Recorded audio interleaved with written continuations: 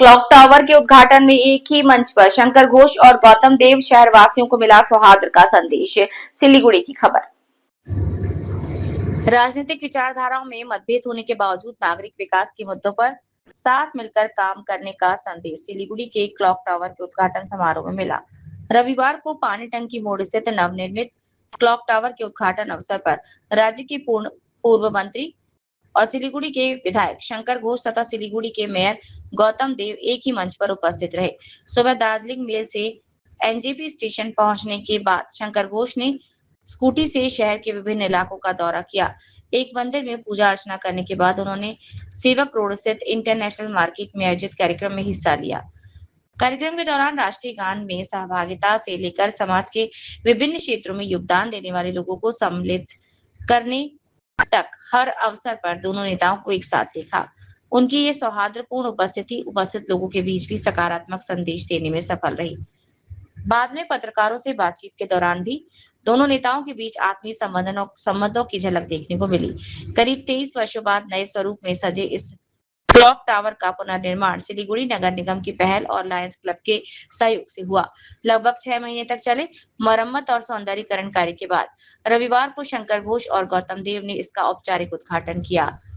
दोनों नेताओं ने संयुक्त रूप से फीता काटकर इस ऐतिहासिक संरचना को शहरवासियों के लिए समर्पित किया। এটা ক্লক টাওয়ারটা তো বহুদিন আগে তৈরি হয়েছিল, তারপর এটা মডার্ন করতে চেয়েছিলেন লায়ন্স ক্লাব, ওরা ভালোভাবে তৈরি করতে চেয়েছিলেন, পারমিশন চেয়েছিল, পারমিশন আমি দিয়েছিলাম। তো সেটা খুব সুন্দর হয়েছে, রাতে দেখতেও ভালো লাগছে।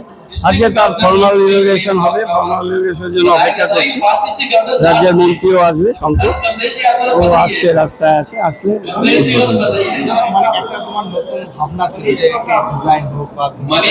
আমি টোটাল শিলিগুড়িকে নতুন ডিজাইন দিতে চেয়েছিলাম। অনেক কাজ শুরু করেছি, অনেক হাজার কোটি টাকার কাজ হচ্ছে। নতুন সরকার যারা এসছেন, আগামী দিনে মানুষ যাদের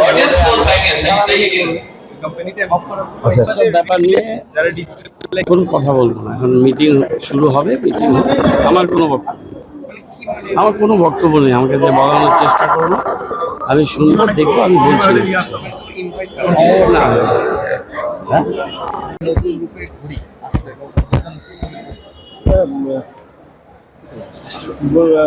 বললেন এটা ক্লক টাওয়ারটা তো আমাদের এখানে ছিল, এটা রেনোভেট হয়েছে, নতুনভাবে তৈরি করা হয়েছে। লায়ন্স ইন্টারন্যাশনালকে ধন্যবাদ আমাদের শহরের মানুষের পক্ষ থেকে।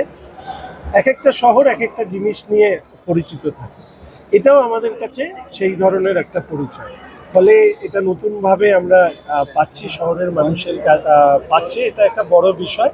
আর লায়ন্স তার নিজের কাজ দিয়ে পরিচিত, তারা তো তাদের যে সেবামূলক কাজ তার জন্য বেশি পরিচিত। এবং ভবিষ্যতে আমাদের সরকার নিশ্চিতভাবে, আমার শহরের মধ্যে তো আমি এটুকু বলতেই পারি, যতটুকু আমার দায়িত্ব থাকবে আমি লায়ন্সের পাশে থাকবো। এখানে মাননীয় মেয়র সাহেবও আছেন, তাকেও ধন্যবাদ জানাচ্ছি যে তিনি তার সম্মতি দিয়েছেন এই পুরো কাজটা করবার জন্য।